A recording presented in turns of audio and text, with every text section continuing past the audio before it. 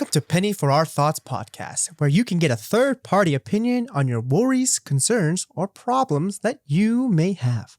But please, don't keep it to yourself and give some to us. My name is John. And my name's Gerald, and we're your hosts for today's episode of Penny for Our Thoughts. How's it going, John? It's going well, man. Have you seen our new cover art in our podcast? Big shout out to David. Yeah, and the music to one of our buddies, Daniel. Those two people kind of brought it all together.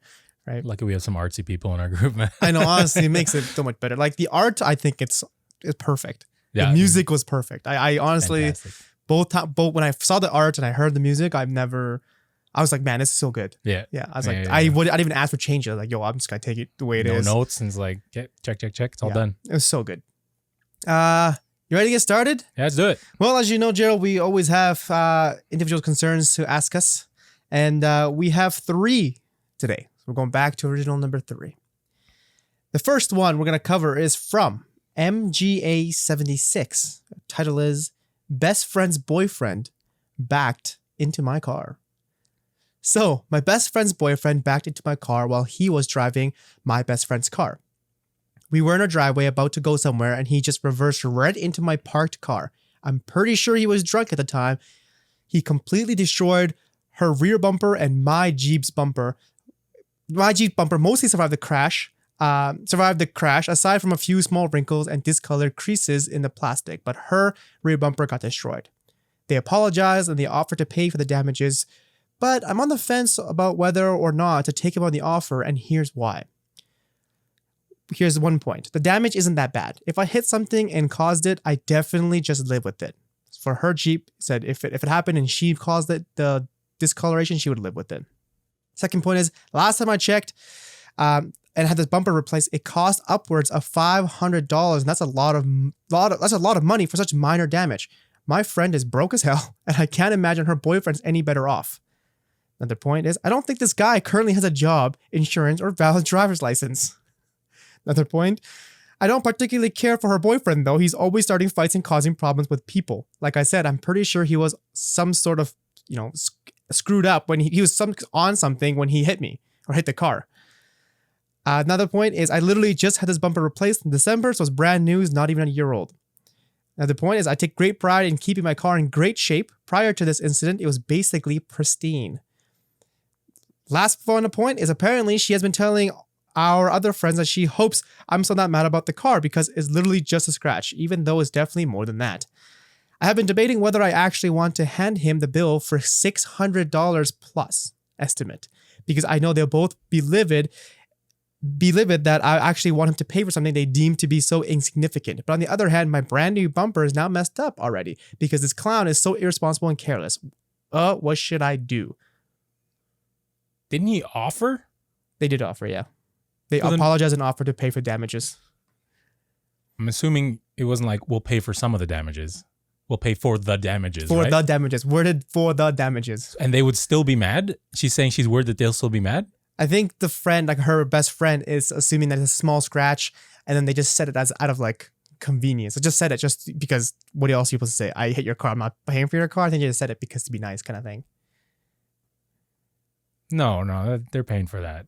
Like if they're actually her friends, they would assume a fault, which obviously it's their fault. He backed into it, right? In my mind, they owe her $600. Like, I'm assuming she didn't get it fixed.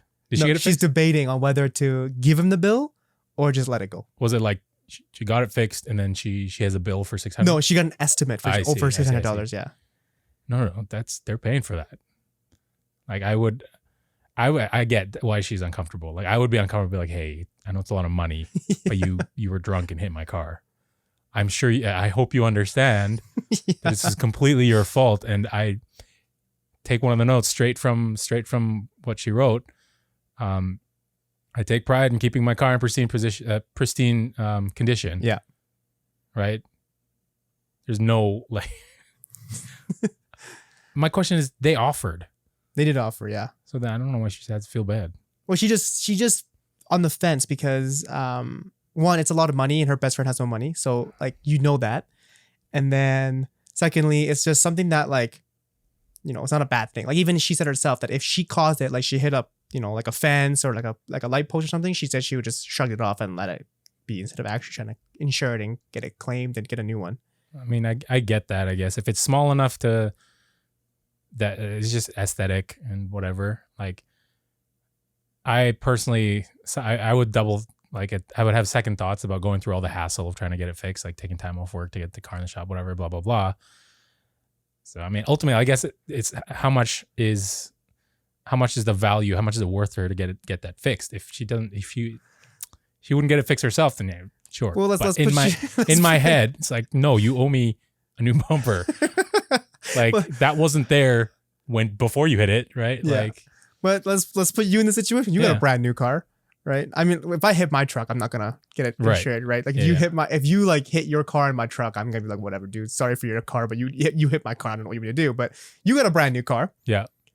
And let's just say, for sake of argument, are you gonna say what I think you're gonna say? Let's just say, like, I don't know, one of our Buddy Williams' girlfriend like drove in it and then drove their car and then hit your car. Yeah, I'd be like, I'm sorry that your car got damaged too, but you were very clearly driving the car that hit my car. I mean, honestly, knowing our Bud William, he was like, "Yeah, dude, here's money." Exactly. Yeah. That might not have been the best example because he would have been like immediately just be like, "Here's the money," but they have a point. Like, I don't know how I would approach the conversation. It's an uncomfortable topic because especially because her friend is broke. But end of the day, I'd be like, "Hey, I'm gonna go get this fixed. Maybe you can pay me every month. It's some sort of installment or something." You hit my car, Yeah, and if you really want to get your car fixed, I 100% agree with you. Yeah. But maybe just because I'm that type of person that doesn't really give a crap about cars. Like, I drive a beater for the rest of my life as long as I get a nice house, right? I can see why this person's on the fence, though, because if she caused it, she would have been like, whatever, right? So you're right, someone else did it. What I don't understand is, why was he driving in the first place? Right? He was on something, right? He was either drinking or on something. I think because of that principle, like, let's say it was just you and me, you hit my car, I would be like, whatever. Yeah. But then, like, if you were drunk, I'd be like, no, you're paying for everything.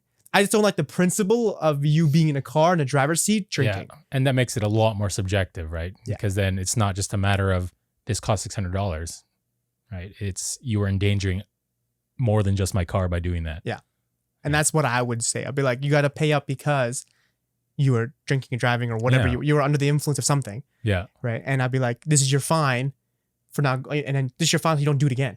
Right. Yeah. The cops won't do it, but I'll do it. So you won't do it again. Yeah. Rather than me reporting you. Right. Yeah. Because this person said that apparently he doesn't even have a valid driver's license, nor insurance or anything like that. So they can't go through insurance. But then it's your girlfriend's car. So I think your girlfriend or your best friend, I guess at this point, wouldn't they have insurance on the car? I would assume so if it's her car. So then if they don't decide to pay, just go through insurance.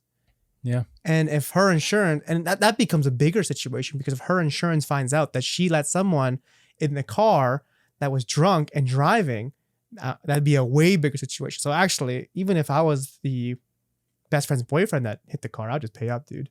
Honestly, like $600 is like just the surface of what this whole situation go down into, right? I'm sure you don't want to go to jail for something stupid like that. And from a personal standpoint, that would leave a bad taste in my mouth. If assuming like I let it go, whatever, and then the way they were acting, that because she mentioned that they would be livid if they had to pay. Yeah, that would leave a bad taste in my mouth with those people. It's like, okay, you're not taking responsibility for your actions. Like that's what would go on in my mind. Yeah. And I don't know why you would even say that you'll pay for the damages if you're not going to pay for the damages. Yeah. Like, why would you say that? If you're going to be mad about it, don't offer, Yeah, but they screwed up anyway. And there's something called insurance, right? Yeah. That's why everyone pays for insurance. They have it. But this guy driving without a valid driver's license, let alone under the influence, that alone would just be like, no. Dude, you can't just do that and just get away with it. I'm not gonna let you get away with it. No.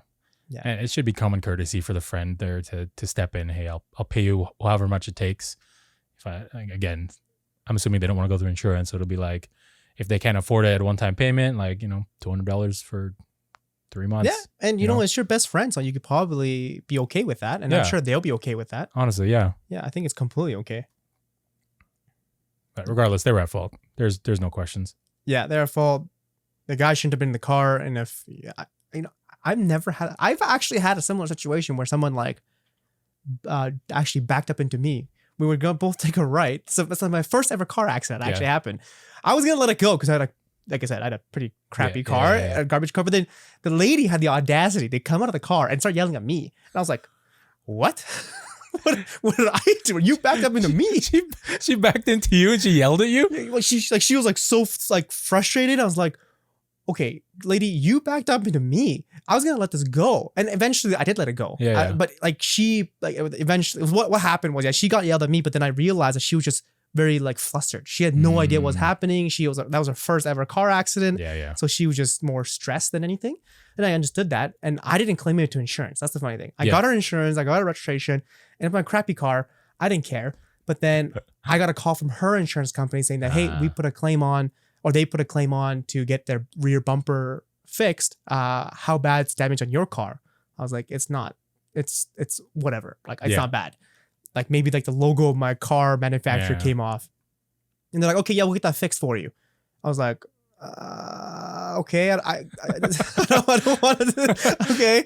And they're like, okay, in 2 weeks, we'll call you back with the date and get you into the shop. And I was like, okay, call me back. So they call me back, like, this is your date. It's like, no, I'm busy that day. It's like, when are you not busy? I don't know, I'll call you back. Never called them back. I was like, because I'm not gonna spend time, driving a different, like a car, whatever, just because of this stupid scratch. I don't care about a car that, it's like, it's a crappy car. That car got totaled anyway, eventually. But I think that's besides, I don't think you would have known that beforehand. It's like, no, don't bother fixing it. It's gonna get totaled anyway. But that's my funny car incident stories. Like, I was like, I didn't care, but then she did to fix her car, and her insurance went up. My insurance is like whatever. I didn't get the car fixed, and eventually got totaled. So, but I think we're on the same boat here, where they need to pay. They do. Definitely they need to pay. Yeah, it's common courtesy at this point. Yeah, and I think the next time you see your best friend's boyfriend in the driver's seat while under the influence, you need to do something more than just whatever you're doing, right? Just don't let it happen again. Because that's, it might be, that person might be okay, but that okay might kill a whole family. That okay might kill school children or whatever. Right? Sorry, go ahead. No, go ahead.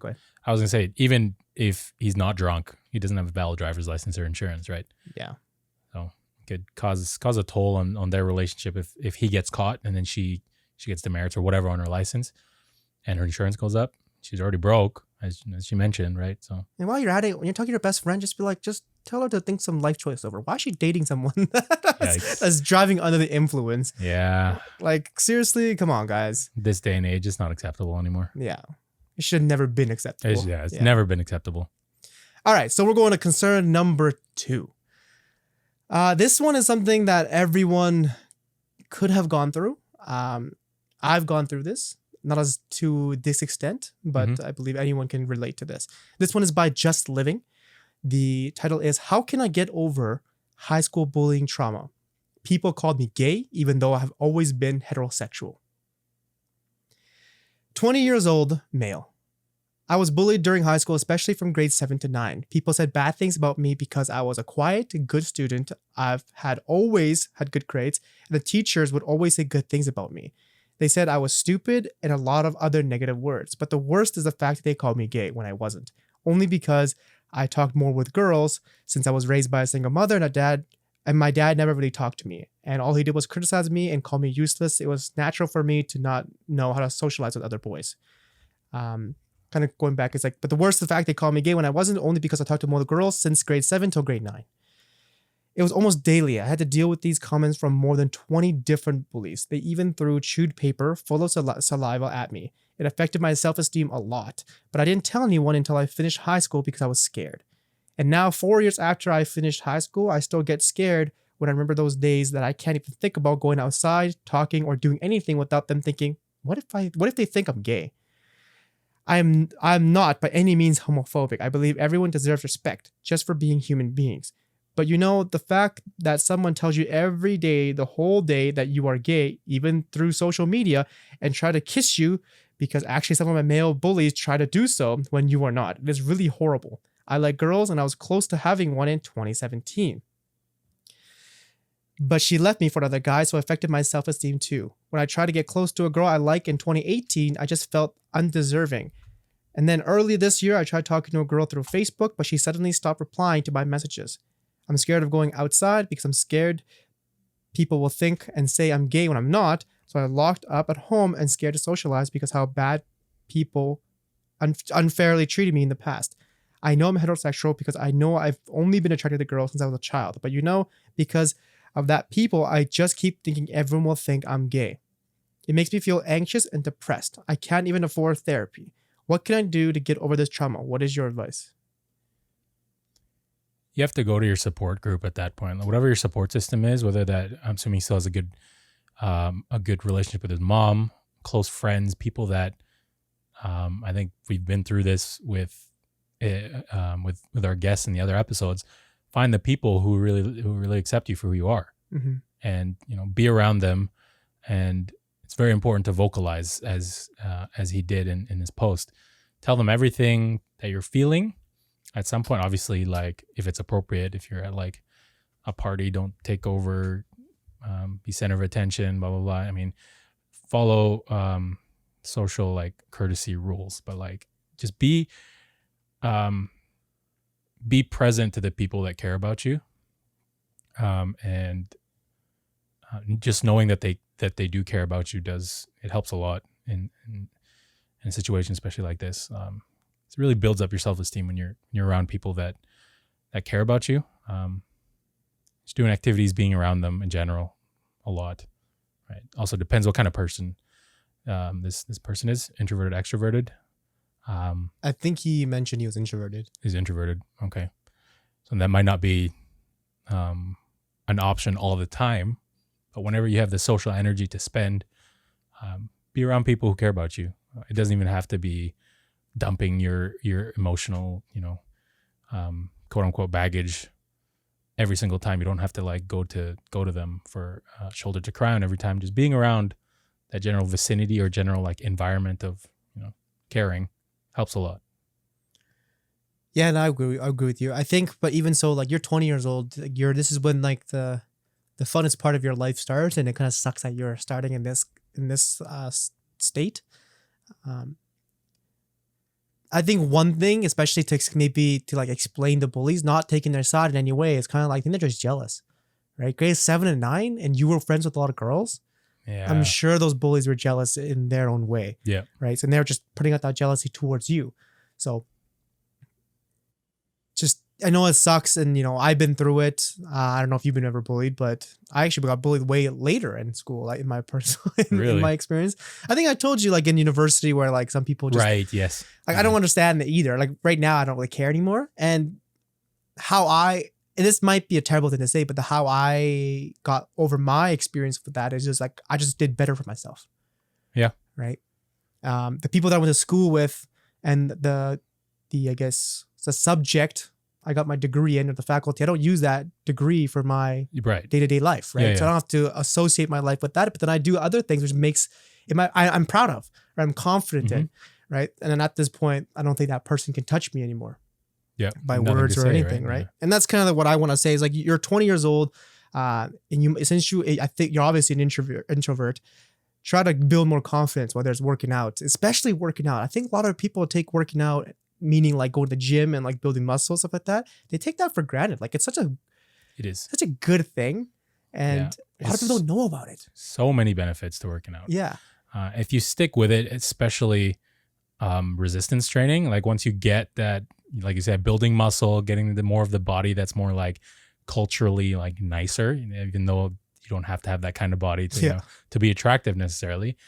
It makes you feel good on top of having the mental benefits of working out too. Is huge boost self-esteem. And in general, if you find something that you're good at and you like to do, like any hobby or any sort of diving into a career, maybe. If you find yourself in a rewarding position, it is very like it does wonders for your self-esteem as well. Yeah, and we 100% understand that, like, because your bullies called you gay, and you don't like that. We know that you're not homophobic. It's just like when my name is John, I don't want people calling me loser. It's the same idea, right? Exactly. Like, we understand that.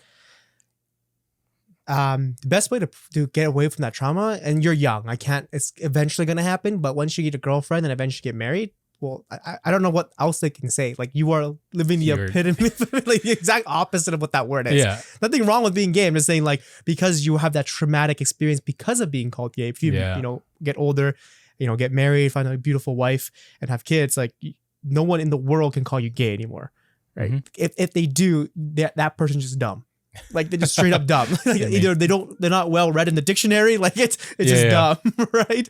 And you have to remember, a lot of vast majority of the time, bullies are the way they are because they're damaged. Like you said, jealous could be one word to say it. Or a lot of the time, I've read articles about so many homophobic people end up being found out as gay.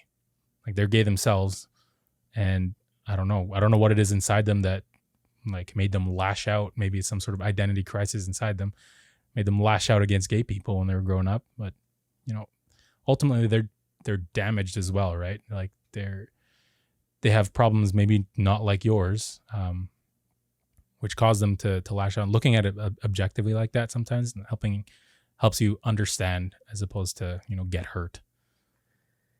Yeah, I think you made a good point, right? I think this person did a good job.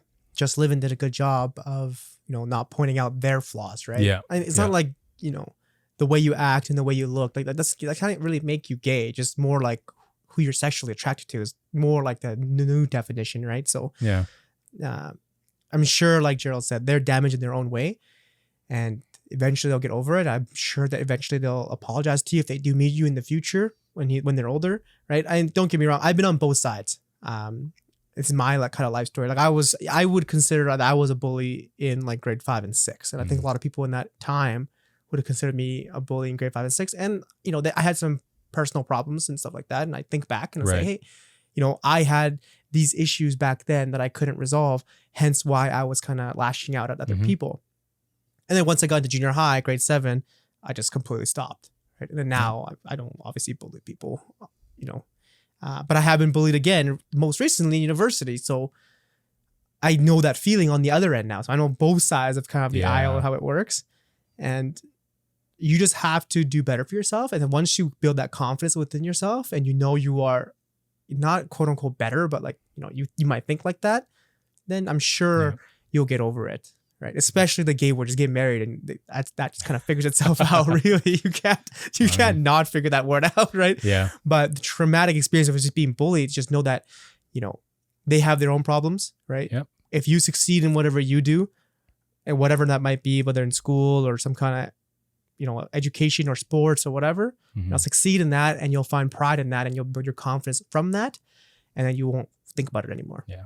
In some way, you could just use those achievements that you build up throughout your life as a shield against whatever they have to say, because now, like you said, they can't say anything against you anymore. Exactly. Right. They have no ammunition because, you're doing pretty good. Right.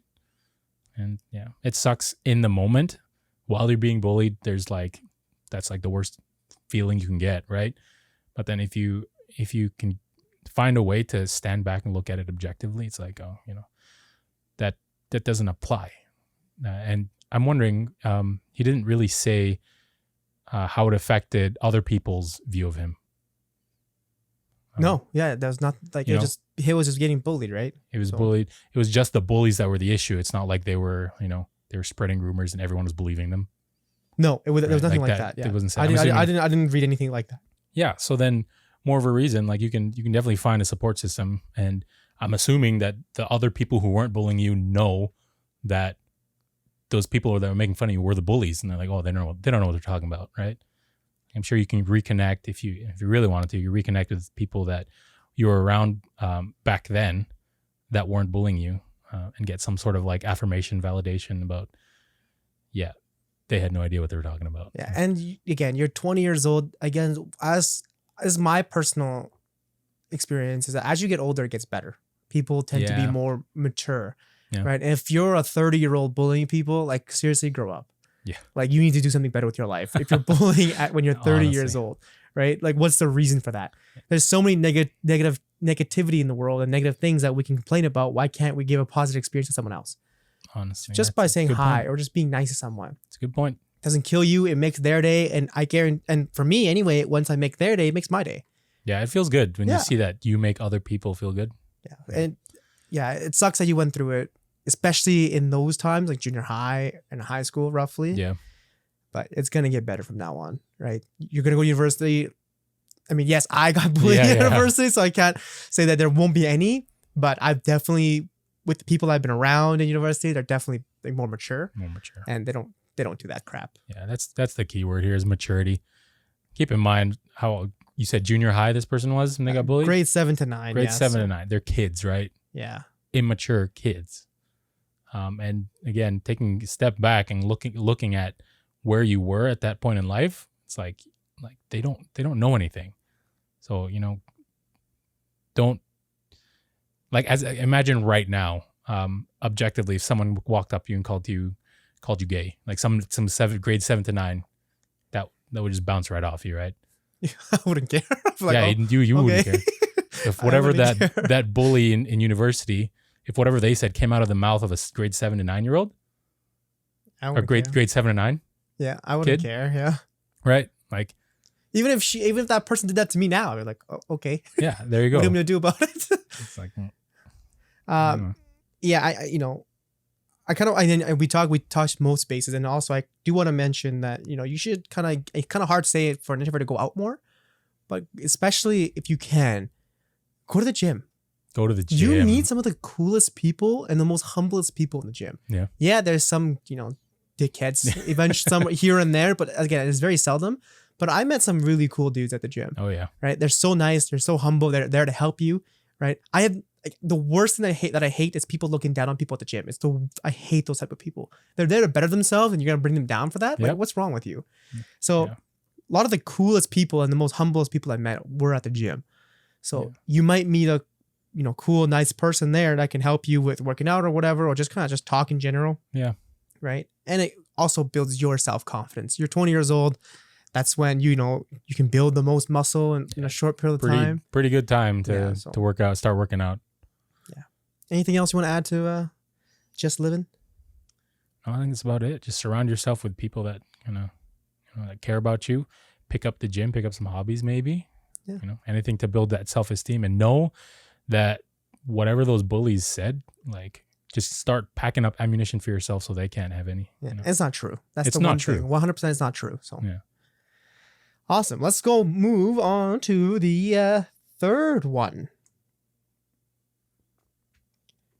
This one is from In the Middle of It All. And the title is Would Love Some Advice as to What You Think is Fair in Terms of Who Pays What, etc. Oh. Some background. My partner and I don't live together and never have. We've been together for 2.5 years. She rented her own place in our first year together, but has since moved in with her dad to help her save money. I own my own apartment and have had a housemate living with me up until February of last year. So right now he doesn't have a roommate, is what he's saying. My partner is at mine 80% of the time. I only go to hers about once every 3 months, mainly because it's easier for her to come to mine as she lives with her dad. I appreciate the fact she drives here and stays at mine, and I like having her here. But it comes to a point where I'm finding it tricky to stay on top of the house-related payments.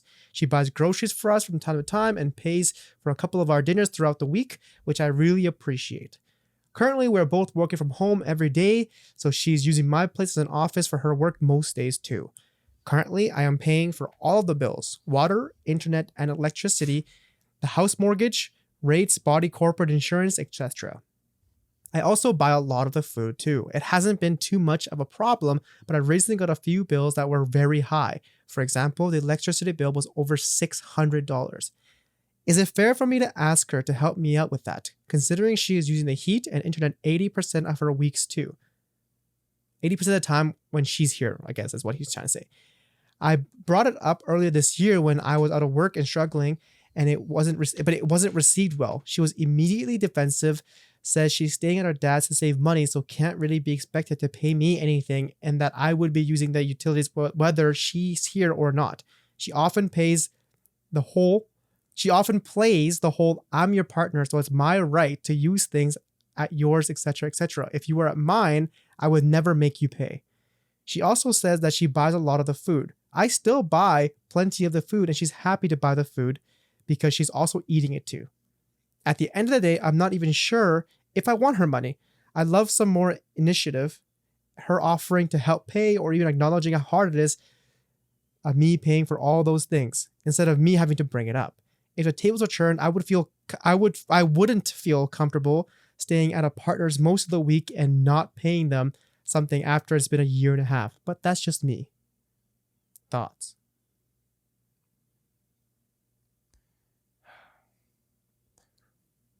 I feel like it all boils down to an uncomfortable conversation with your significant other.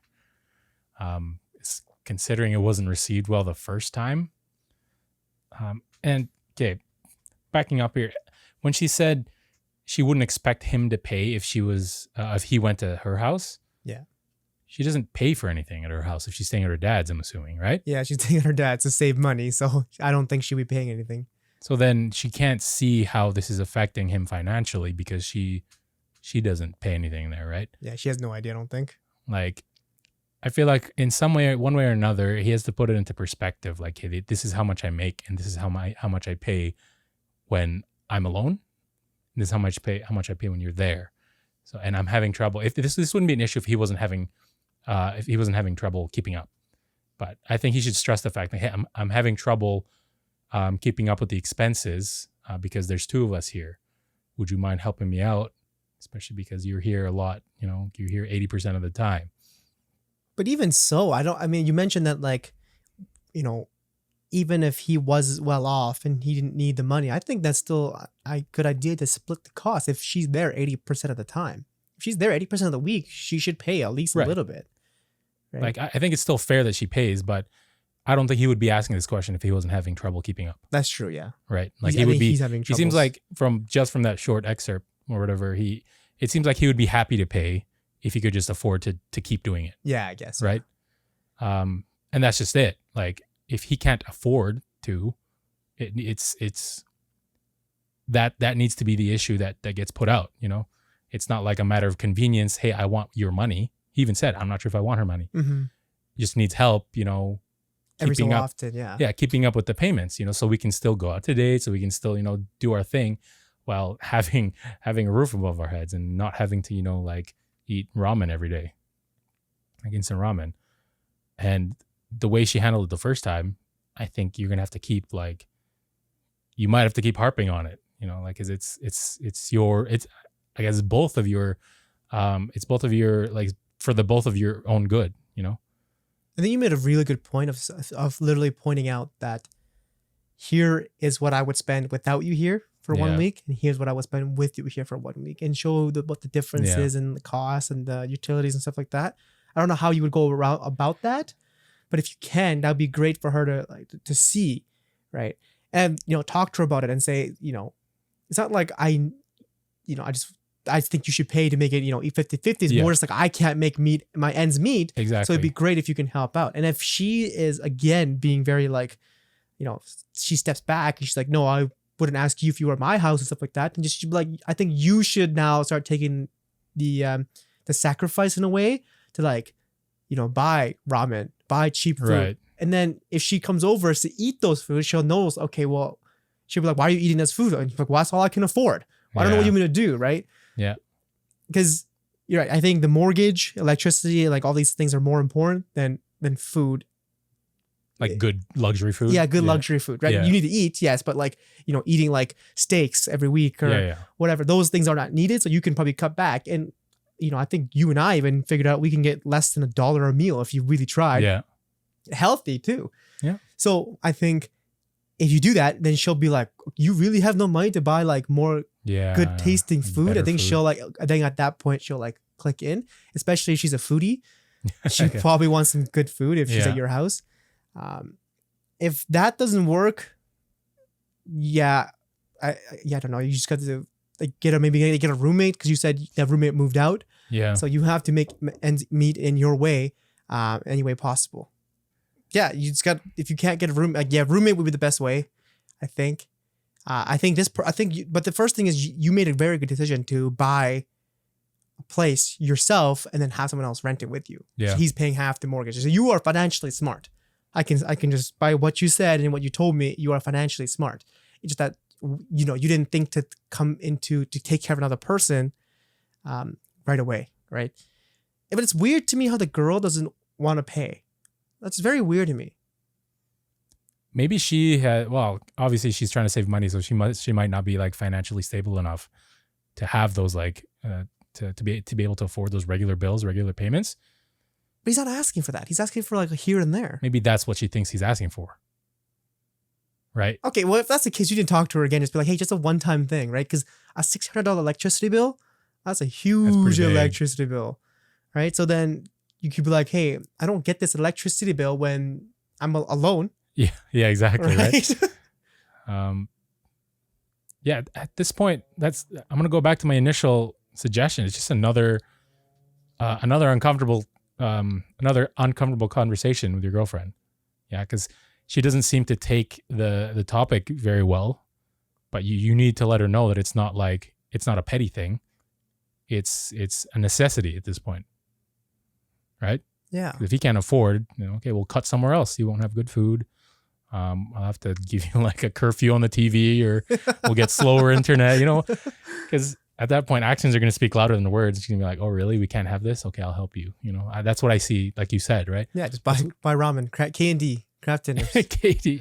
Mac and cheese. Stuff's delicious. But yeah, but can you the worst for you. Yeah, but you have it every day, though. No. But you're a guy. If you had to, you have to, right? Yeah, it is what it is, right? And she's not helping you. I just, you guys been dating for 2.5 years. I mean, I'm assuming you guys are thinking about the future, right? You would think, right? And then you would eventually realize marriage is a 50-50 thing, right? Well, I think that's a different conversation because she's not financially there yet, right? I'm sure if she was, she'd be like, yes, I'll help you. Or if she owned the place with him, she's like, obviously, like, okay. But it does, for me, when I read this and when I read it, it doesn't seem like the guy wouldn't ask his girlfriend when he knew she's not like very financially stable. I'm assuming she worked this whole time. Well, then why would she why was it such a stress point that she stays with her dad? I mean, that could be a lot of reasons, right? Like a lot of people move back home to save up money for a house eventually, right? But that doesn't mean you're financially unstable. It just means you have a goal and you want to achieve that goal. That's fair. Right? And I think that's, in her aspect, that's pretty smart. Right? Moving back with her parents to save money to buy whatever or be more. I think that's smart. But I mean, if she works every day, unless she has massive debts, which then it'd be a different story completely. But I mean, if I was the guy and my girlfriend had massive debts, I wouldn't ask her for money because I know the debts that she has. And this guy doesn't, give me that the feeling that he's that kind of guy. Yeah. That's why I'm so confused. The reason I bring it up is because she used it as an argument in the first conversation they had. Hey, can you help me out? Oh no, I'm staying at my dad's to save money. Yeah. Like it seems like it's a bigger thing than just going towards a financial goal. It's like, I need to stay at my dad's because I don't have enough money, because she used it as an argument. Another thing, I'm just putting like thoughts into her head now, but like, what if she doesn't realize she's spending so much time at his house? Like, what if she's like, oh, I'm only here a few times a week. Oh my gosh. Like, I'm not a huge fan of those people. Well, yeah, neither am I. Right. Personally, it's just like, ugh. Like if I go to someone's house and I'm there for a long period of time and they're like, oh man, I wish I had this, I would literally just go and buy that for them. Like, here you go. That's just this is my rent. Right? Yeah. Because at that point, if that's the case, it's like, it's even more uncomfortable situation. To be like, no, you were here every day for the past 3 weeks. I mean, it's your house too, and I know that you like her. You like having her over at your house, but it's your house. You could just be like, hey, I want to save some money. You can stay at your dad's house. I'm gonna stay at my house. Yeah. Let's just do that, right? Again, it all boils down to communicating that to your girlfriend. Well, hopefully she understands that, though. That's the big thing. Well, at that point, it's kind of a necessity, right? If he can't afford to have her all the time, then he can't afford to have her all the time. Like it's Yeah. just, it's a fact. You It's just get to tell her don't come anymore. I would word it better than that because he likes having her around. I would stress it. But, hey, I like having you around, but I can't afford, electricity bill, food bill. So it's either, can you please help me out or like spend a few more weeks at your dad's house? What did you do to get a $600 electricity bill? Who knows, dude? Who knows? Like, damn. $600, man. Like, I mean, they are working from home, but I don't think computers are going to, yeah, I don't know. I don't know. I'm just thinking about even this house in general, and I don't think it's ever been $600 in this house alone. So I'm just like, Jeez. there's more than one person in this house. So whatever, we're straying off. Yeah. But she needs to understand that a relationship is two ways, right? If she likes coming over, which is fine, and you like her having over, which is great, she needs to be able to financially support that. And if you tell her you can't support that, then you have to obviously make dramatic decisions, right? Ask her nicely to don't come over, right? Eat some, save money on food if you can. Yeah. Don't buy luxury food like, steaks and, all that stuff every day. And then, when you can, cut down on some of the appliance uses and stuff like that, right? Obviously, if your electricity bill is super high, try not to keep the TV on all day. Yeah. Right? Or your computer on. If you're not using it, turn it off, kind of thing. Yeah. The whole mentality that you were taught when you were a kid. It's just very weird that just like, oh, it's your house, you got to pay for everything. I don't like that mentality. No, especially with a girlfriend or a significant other in general. I knew someone that's kind of going off topic, but I knew someone that wanted a boyfriend and eventually husband that will work and make the money. So she wants to be a stay-home mom or like a stay-home wife or stay-home whatever. And then I was like, okay, well then would you be okay with doing all the housework? And she's like, no, that's 50-50. I was like, wait, what? So you want to live in the 1950s where the guy makes all the money and brings it home to you, and you want the guy to come home and do the cooking and cleaning with you? Yeah. So you want best of both worlds. It's like, yeah, okay, you can't do it. You can't have it that way either. You work to make, ends meet for both ways, and you make an income and you share the cooking and cleaning. But if you tell your husband or your boyfriend to make all the money, like she was pretty stern, like that guy better make enough money that support me and my family. And then she's like, I still want you to cook and clean. I was like, all right, well, maybe you'll find your someone, but in this day and age, I don't think it'll ever happen unless you give up cooking and cleaning 50-50 and that's all your job. The house is your job and the work and outside is the guy's job. They just want like zero to like minimal responsibility.